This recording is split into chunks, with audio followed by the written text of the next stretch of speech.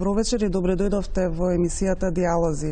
Тема на вечерашната емисија се книжевните преводи и статусот на книжевните преведувачи кај нас. Гости во студиото се професорот Зоран Анчевски и преведувачката Љубица Арсовска. Добро вечер. Се чини дека оваа тема е прилично обширна и ситуацијата со книжевните преводи кај нас е помалку хаотична. Имаме секакви преводи. Еве за да почеток од разговорот, што и како се случува? Што е она што го имаме денеска како книжевен превод? Какви преводи добиваме? Еве, професоре, може со вас да почнеме. Ајде да почнеме. Па се наоѓаме во еден временски отсечок, нели, од осамостувањето на Република Македонија, кога уште пред 10-15 години се наложи потребата за поактивно преведување во сите сфери на преводот. Говориме, значи, за стручни преводи во областа на екзактните науки и особено во областа на книжевниот превод. Обидите да се направи исчекор кон поголема активност во сферата на преводот се направија, значи уште пред 10 и повеќе години. Меѓутоа, како минува преводот, стануваме се повеќе свесни дека начинот на кој што овие проекти функционираат оставаат простор за едно сериозно размислување во врска со квалитетот на преводот, во врска со статусот на преведувачот во државата и она што особено во последно време се наметнува како прашање, што со тие преводи понатаму. Еве, која е спецификата на книжевниот превод, кои се неопходните услови кои што се потребни, освен она временска рамка, што се му е потребно на еден преведувач да го реализира успешно како што сака на нивото и превод? Па, најнапред би требало издавачот да знае кого ангажира, колку може тој преведувач да му пружи, а би требало да може да му пружи, ако веќе го одбира. Преведувачот треба претходно да има доста широко образование, затоа што без широко и длабоко образование е невозможно да се прави книжевен превод. Тоа е, значи, една голема инвестиција што во себе треба да вложи секој преведувач. Треба да му се дадат услови за работа, што значи време, затоа што колку што му требало некому да напише нешто, некој да земе сега тоа да го пресоздаде, всушност му треба барем исто толку време, ако не и двојно повеќе. Затоа што треба да влезе во нечиј колосек, во нечија мисла, да може да ја следи. И на крај, за да биде сето тоа како што треба, би требало и компензацијата да биде соодветна на вложениот труд. Меѓутоа, кај нас сите тие работи малку се прескокнуваат многу фази. Сведоци сме дека излегуваат и преводи од втори јазик како што е српски, бугарски, значи некомпетентни луѓе го прават тоа и со тоа практично е урнат квалитетот, па можеме ли да се бориме против тоа? Па ја веќе ги поставив главните размисли во врска со сите овие проекти кои што се појавија во последните 15 години во државата на полето на преводот. Прво, неминовноста е евидентна, бидејќи излеговме од еден културолошки склоп од поранешна Југославија, каде што многу од литературата што ја користевме во превод беше на некој од јазиците на југословенските јазици, хрватски, српски или слично. Така што евидентна беше потребата сето тоа да се пресоздаде, нели, на македонски јазик. Преводот е сериозна работа, како што спомна и колешката, бара големо умење и големо образование. И сметам дека на почетокот на овие проекти требаше сериозно да се разгледа капацитетот кој што оваа држава го има во полето на преводот. Што значи тоа капацитет? Сметам дека во една ситуација во која што се најдовме во тоа време, требаше сериозно да се разгледа прашањето колку компетентни преведувачи имаме во државата, како што реков, во различни области, без оглед дали се работи на преводи во науката, екзактната наука, или во книжевната наука, или во она што се нарекува белектристика, поезија, проза, раскази и така натаму. Сметам дека тоа не се направи како што треба. Влегуваме во една ситуација на брзање. Не знам зошто, по која логика и од која причина почна да се создаваат многу тесни временски рокови за големи проекти, како што беа 130 тома преведена литература од македонски на странски јазици. Првото издание одеше на англиски јазик.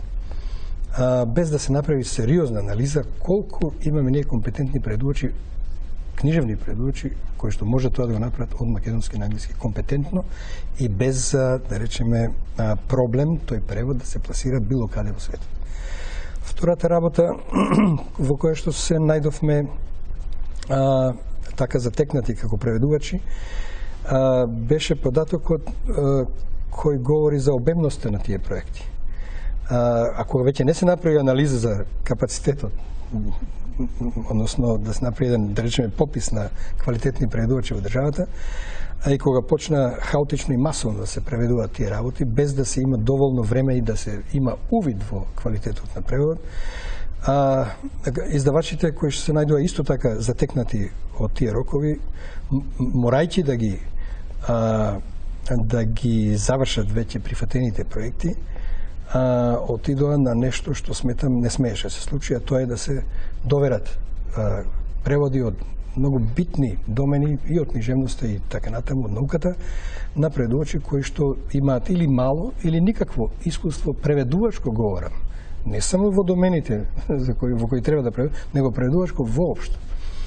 Јас не сум против да се профилираат млади преведувачи, но тоа сепак треба да се оди по една рационална основа. Исто така со програма, бидејќи како професор на факултетот, филолошкиот факултет, ние секој се обидуваме од она што го добиваме како студенти во текот на студиите, тоа се 4 до 5 години, да посочиме луѓе кои што имаат и квалитет, и интерес, и волја, и љубов кон преводот. Меѓутоа, да се оди на ситуации каде што самите издавачи ќе создаваат работилници во кои влегуваат луѓе за некаков мизерен хонорар или пак на плата да преведуваат стотици, ако не илјадници страници, без да се има увид во квалитетот на тој превод, мислам дека е безсмислено. А дали со ова е фактички девалвиран трудот на преведувачот? По кои цени работи, по кои тарифи, како се вреднува трудот? Еве, вие сте еден од основачите на Сдруженијето на издавачи, па за на преведувачи се извинувам. Што е она за што се залагате? Значи, кои битки сте приморани да ги водите за да го задржите статусот на преведувачи? Ние се формиравме како Сдружение на преведувачи најмногу заради еден многу чуден однос кон преведувачите во земјата воопшто.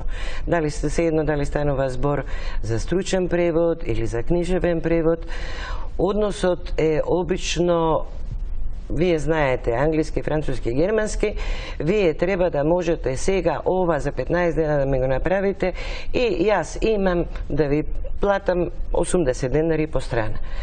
Тоа е ужасно понижувачки еден однос и невозможни услови за работа и се здруживме сите околу тоа и нашата идеја е да се здружат сите преведувачи, да се работи максимално професионално. Има фази што треба да се поминат при секој превод, што кај нас, како што спомнав преска, и не се доволно испочитувани. Еве, да се задржиме на книжевниот превод. Книжевниот превод треба да оди прво на редактура, па потоа треба да оди и на лектура, или обратно, како му одговара, меѓутоа мора да помине и на редакција. Јас забележувам во последно време, надвор од проектов, дека во издавачките куќи како веќе да не постојат уредници и редактори. Никој не ги чита преводите. Се привлекуваат неверојатно страшни технички грешки.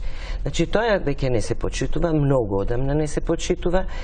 Лекторите исто така се слабо платени и веројатно заради тоа на брзина работат.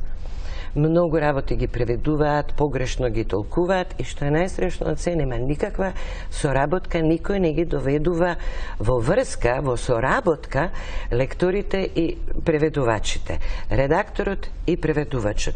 Многу работи може да се расчистат и да се најдат вистинските решенија и накрај да излезе едно вистински добро стегнато издание ако постои таа соработка. Меѓутоа издавачите сакаат само ефтино да поминат, брзо да се направи тоа, не знам зошто им е тоа секогаш во 5 до 12 и за завчера да треба да се работи. Соработката ја нема, на крај ни е страв да ги отвориме книгите што сме ги превеле, да видиме што се случувало. Јас сум имала среќа да работам и со редактори и со рецензенти кои ми се јавувале и сме се договарале за одделни реченици, за одделни изрази. Сум имала среќа. Меѓутоа, денес утре може да ме снајде и друго, како што ги снашло многу мои колеги, да им излезе книга во која има работи под која тие не би ставиле свој подпис никогаш. И, згора на тоа, цената е мизерно ниска. И особено со тоа страдаат младите преведувачи. А мислите ли дека со тие преводи што ги имаме сега кај нас, дека се добива доволна информација за она што се случува во современата литература и сепак дали може да се каже дека македонската култура ги има преведено најзначајните капиталните дела од светската литература, од историјата на литературата? Да, од една страна сметам дека овие проекти, овие идеи кои што произлегува од Министерството за култура имаат свој резон, своја разумна основа, бидејќи сепак во комисиите при Министерството учествуваат компетентни луѓе. Тоа што е предложено како наминувано да се преведе на македонски јазик во последните 10 години секако има база, квалитетна база и тоа се дела кои навистина се стожер на една култура, на една цивилизација и не само на ова европска цивилизација, туку и пошироко. Нивните компетенции не би ги ставал под знак на прашање, бидејќи сепак сведоци сме дека капитални дела се ставени на тие листи кои беа неопходни да се преведат. Но прашањето е друго, оно што го начна и колешката, тоа е дали се остави доволен простор, доволно време и оно што пред малку говорев, дали се имаше предвид обемноста на работата по однос на бројот на квалитетни преведувачи во државата. Мислам дека тука се појави таа дискрепанца. Од друга страна, не би ги обвинувал само издавачите за хаосот кој што настана во издавањето на овие капитални дела, да ги речеме. Туку сметам дека тука треба вина, голема вина да сноси и нарачателот на сите овие проекти. Знаеме сите кој е тоа. Тоа е Министерството за култура пред се. Бидејќи да се преведе толкав обем на дела. Еве, пак да се задржиме на книжевноста. На некои култури и на некои јазици им биле потребни не десетици години, десетлетија, туку би рекол и векови. Дали ние страдаме од комплекс дека тоа мора сега, веднаш да се пласира, да се надомести, или пак сакаме да речеме дека еве, доека сме ние тука, доека ние сме одговорни за пласирање на културата во оваа држава, ние тоа ќе го направиме. Еве, што се случува потоа со тие книги, каде може да се најдат? Тоа не знаеме. Особено за преводите од македонски на англиски, ние како преведувачи очигледно сметаат дека сме завршиле работата со предавањето на преводот, никој ништо не ни кажува, меѓутоа ние авторите не знаат каде им се книгите. Предпоставуваме, се надеваме дека се дадени барем во сите позначени библиотеки во светот. Што станува со другите примероци, не знам. Јас мислам дека ќе беше многу подобро тие преводи да излезеа во издание на странски издавач. Да се направеше усилба да се заинтересират странски издавачи, затоа што сосема е друга тежината на една преведена книга, да кажеме на француски, ако излезе од реномиран француски издавач, отколку ако се преведе тука и се пласира пред се, вие немате начин да ја пласирате по нивните книжарници. Издавачот се извинувам, издавачот во Франција, например, си има цел свој синџир, каде што ги дистрибуира книгите. И тој кога земе нешто да издава, тој веќе има цел маркетиншки план направено каде ќе одат тие книги. Кога од овде се праќа книга готова, преведена во странство, што да се прави? Тоа не е негово издание, тој нема некој профит голем да нешто тука не е. Како да дојдат нашите писатели до тие издавачи? Да, и особено во овие проекти каде што стои државата, мислам дека сите издавачи надвор веќе имаат една резерва кон сето тоа што излегува под капата на државата. Кога тоа би било барабар сооднос, нели, соработка помеѓу двајца издавачи, тоа е веќе друга работа. Мислам дека требаше да се анимира една друга идеја. Јас предложив уште пред 15 години, ако веќе Министерството спонзорира превод и, да речеме, поттик за превод на домашна литература и евентуално објавување во странство, тогаш требаше да се оди на една идеја која што јас ја нарекував банка на преводи. Односно, се што е нарачано како ексклузивно, кој што треба да се преведе, кој што смета јавноста, компетентни луѓе, без оглед дали се ти во Министерството, во издавачките куќи или во критиката во Македонија, да оди надвор, тогаш требаше да се создадат совршено добри преводи кај нас, а потоа преку овие спонзорства, издавачи, министерство и така натаму, да се бараат копродуцијски соработки, врски со издавачи надвор. А сега вака кога некому ќе му дадете една кутија со 130 книги, без оглед дали се тоа библиотеки или странски издавачи, мислам дека ефектот нема да биде онаков како што некој мисли дека ќе го постигне. Се разбира, тие книги ќе стасаат во некои библиотеки, па нека биде тоа и Конгресна библиотека, и Лондонска библиотека и така натаму на големите центри на културата во светот, сепак тие мислам дека нема да влезат во процедурата која што ќе им возможи да бидат пласирани надвор, да бидат издадени од странски издавач или во копродуцијски однос, туку ќе лежат некаде во тие библиотечни фондови, без соодветна пропаганда, без соодветно пласман кај читателите и така натаму. Сметам дека сепак, особено во книжевниот превод, работите не може да од насила. Се разбира, тука има протоколи кои културата самата по себе ги наметнува. Ако еден наш автор успее, нели, да се пробие надвор, сигурно дека ќе му е потребна помош од сите овие структури што ги набројав. Меѓутоа, првенствено, неговиот успех надвор ќе биде базиран врз квалитетот на неговото дело. Врз неговиот квалитет како автор кој што може да заинтригира публика што ќе го чита и надвор.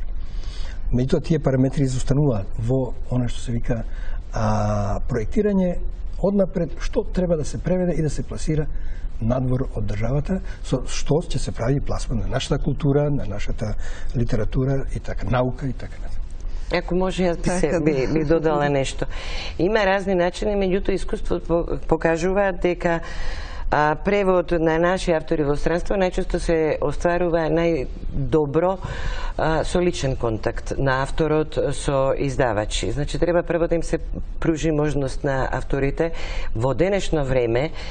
Например, Европска Унија има некои проекти за зближување на културите, постои традуки исто така, кај што се работи на преведување од јазиците од другите европски јазици на македонски и обратно. Меѓутоа треба да се јави некој, да се заинтересира преведувач во Германија, Швајцарија, некаде, или издавач, да се заинтересираат тие, затоа што тоа оди на тој принцип. Така треба да биде роден говорител преведувачот.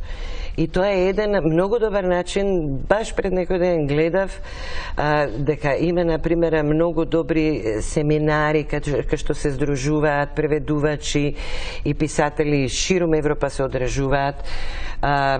Треба издавачките куќи и преведувачите почесто да ги вртат тие можности и повици за пријавување на традуки и на јаќа, затоа што навистина има, например, работилница, не знам, некаде и се собираат преведувачи на германски.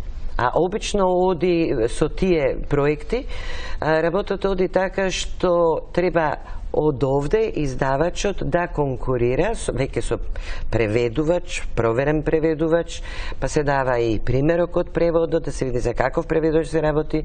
Издавачот гарантира дека има можности да ја издаде таа книга и се добиваат тогаш средствата. Да, како резултат на тие програми во последните 10 години добивме значителен број на преводи од автори современи од Европа и тоа секако дека е добар процес.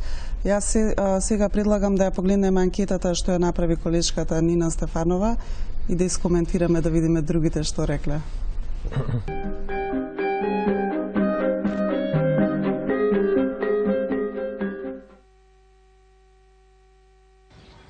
Може обобштено да се каже дека квалитетот варира, значи има и добра и лоша преводна книжевност. Се зависи од издавачот што бира.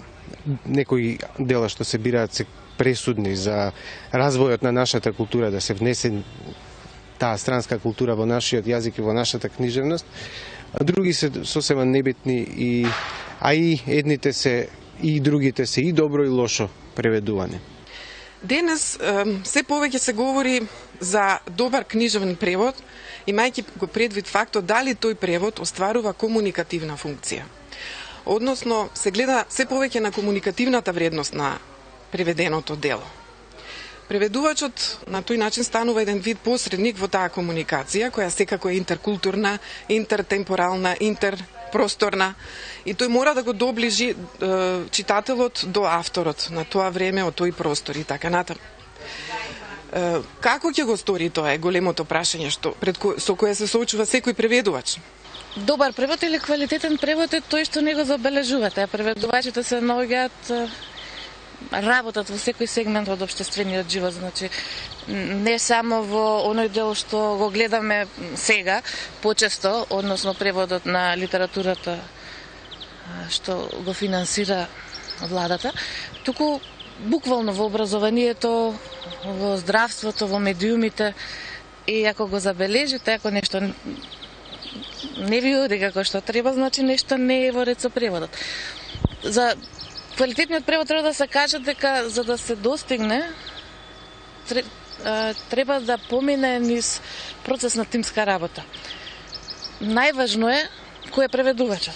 Значи треба да го најдете вистинскиот преведувач за работата, за текстот што треба да се преведе.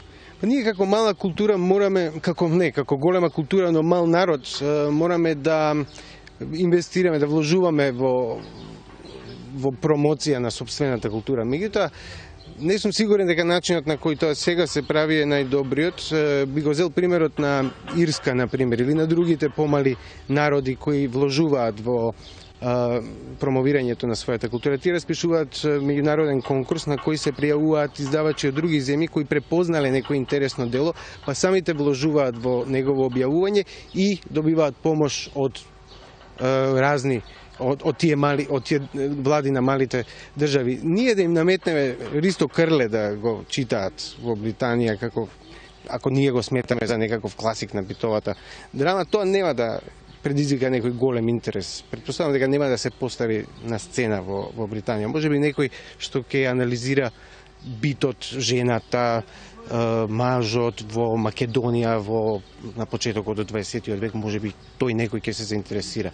Но нешто посериозно од тоа не. Затоа сметам дека треба да се смени пристапот и да им се возможи на тие пошироки, на тие издавачки куќи од странство, самите да препознаат нешто, а ние да ги поканиме со тоа што би им понудиле привлечни средства некои за објавување.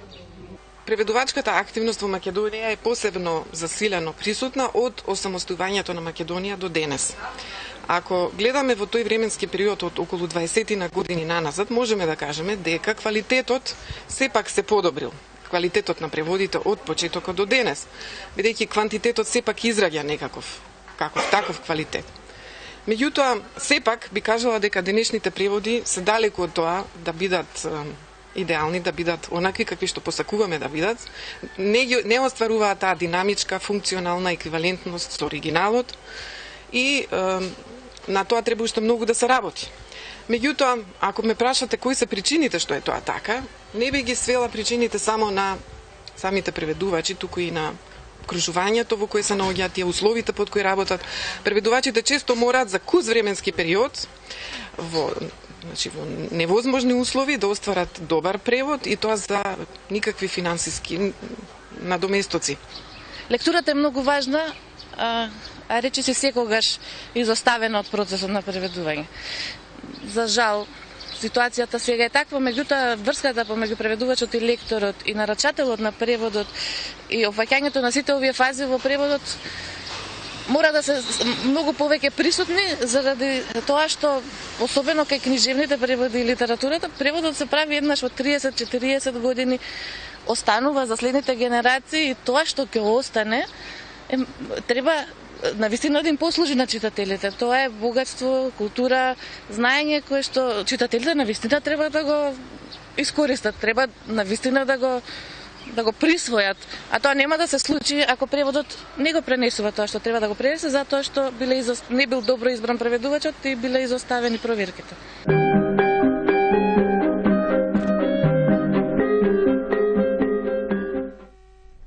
Не знам што уште би можеле да додадеме кога ги слушнавме другите мислења. Многу од домашните автори, писатели мислат дека преведувачите се тие што се привилегирани, дека земаат поголеми хонорари од нив, дека работат покомотно, имаат слобода да бираат што ќе преведуваат, а гледаме во реалноста дека е друга ситуацијата. Може ли ја прва тука нешто да кажам? Ова е проблем со кој сум се соочувала многу често и ми се случувало. Уредници кои се писатели, кои треба да платат, да речат, слушај, јас волку пари во живот не сум добил. Меѓутоа, која е разликата? Преведувачот е мајсторот што го викате дома. Кога сакате работата добро да ви се заврши, ќе викнете добар мајстор и ние ја завршуваме работата најсовесно што треба. Преведувачот исто така може да се најде во истата позиција како авторот, ако тој самиот нуди превод, ако не е повикан, туку ако го нуди преводот. Тогаш се доведува буквално во истата ситуација и апсолутно ги разбираме авторите. Меѓутоа ние се бориме, еве и преку Сдруженијето, да ни се признае нашиот труд, да ни се признае тоа што го вложуваме, затоа што не е малку тоа што го вложуваме внатре, да се осети музиката на текстот, да се осети ритмот на текстот, зашто не само поезијата, секој текст има, да се истражи милион работи околу тој текст. Еве, Стене Сивилијанс моментално го преведувам и можам да ви кажам, излегуваат такви работи што да не беше интернет, ќе ми беше многу тешко да ги решам. Некој не знам што му значи нешто, сега интернет не помага. Но вистина е дека и авторите треба да најдат начин да си се изборат. Понекогаш се чини дека преведувачите се многу подобро платени, но не и оние преведувачи кои се принудени да работат за 80 денари по страна или најновата информација што имам примерно за 20 денари по страна. Тоа е веќе катастрофа. Значи не е секогаш. А имате ли некој превод што сте го направиле, значи вие сте сметале дека треба да го има на македонски јазик, па долго време требало да биде објавен? Први да се надоврзам на интересното прашање, јас би можел да кажам нешто за проблемот од двете страни.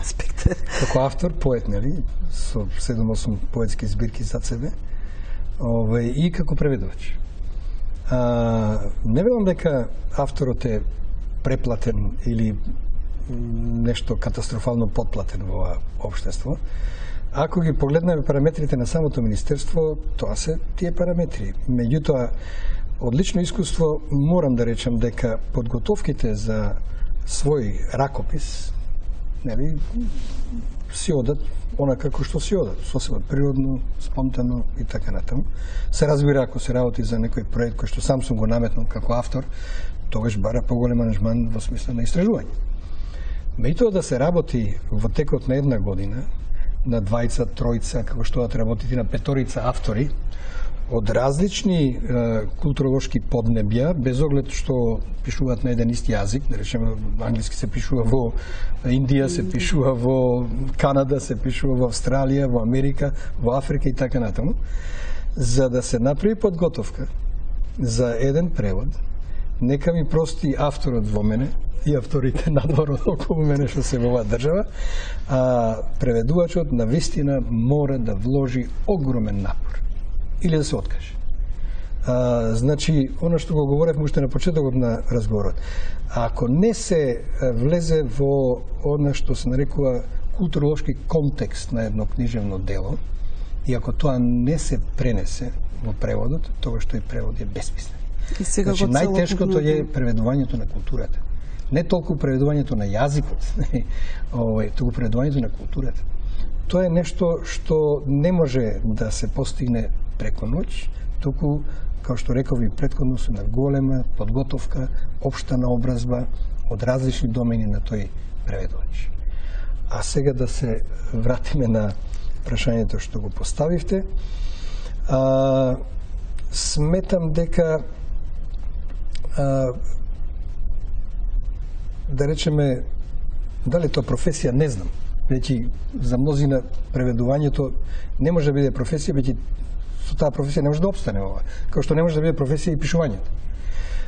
Мислам дека додека не се воспостават професионални односи, во смисла преведувач, издавач, и сите оние што го спонзорираат преводот од влада, министерства и така натаму, фондации и така натаму, не може да говориме воопшто ниту за професионален преведувач, ниту за професионален автор во оваа држава.